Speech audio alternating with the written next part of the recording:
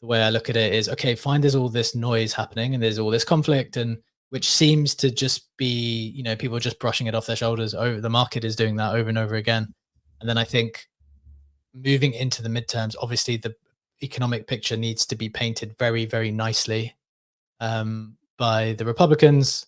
And I think, they've already given up on. Everyone has now whereas there was a little bit of doubt at the beginning, everyone has completely given up on any kind of restraining on spending.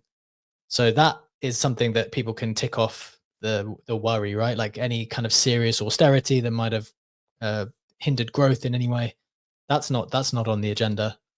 So I think, as bad as, and remember, we talk about these conflicts as it relates to the market always. Obviously, there's a lot of pain and suffering and horrible stuff going on as part of it. But it does appear that the market is not pricing in any kind of severe consequences for the market itself. That would be my thought. Legendary, do you have any further ones?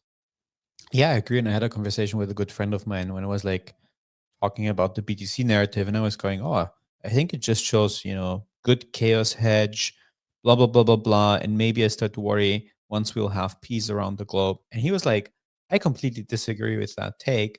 I think that we just love Bitcoin. Everyone's buying Bitcoin. And we just try to fit the narrative to whatever's happening in the market. It's an inflation hedge, it's a tariff hedge, it's a chaos hedge, it's a risk on asset if it goes down.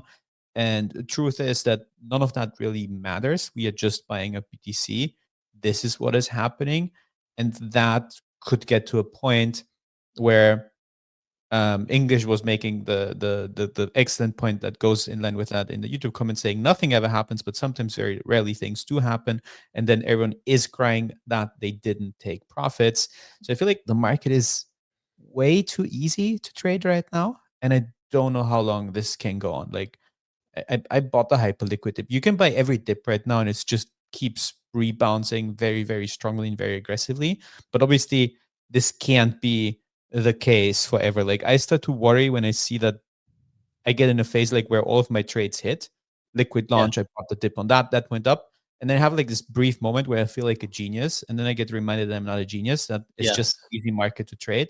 And this is when I start to be like, maybe time to take some profits soon, because that can't be the case forever.